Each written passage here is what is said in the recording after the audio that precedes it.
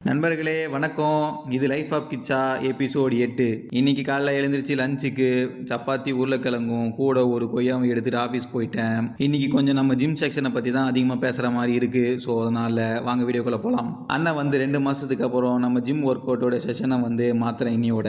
இதுக்கு முன்னாடி நம்ம 2 மசில் டார்கெட் பண்ணுற மாதிரியான எக்ஸசைஸ் தான் பண்ணியிருந்தோம். லைக் செஸ்ட் ட்ரைசெப்ஸு, பேக்கு பைசெப்ஸு, அப்புறம் ஷோல்டர் அண்ட் லெக். இதுதான் நாங்கள் இது முன்னாடி பண்ணிட்டு இருந்தோம். நம்ம இன்னிலேருந்து அண்ணன் புஷ் புல்லு லெக் பேட்டர்னை யூஸ் பண்ணலான்னு இருக்கேன். இன்னைக்கு புஷ் டேன்றனால ஜிம்ல அட்ஜஸ்டபிள் பெஞ்ச் ஒன்று பிடிச்சிட்டு இன்னைக்கு 4 ஒர்க் அவுட் அதில் தான் பண்ண போகிறோம்.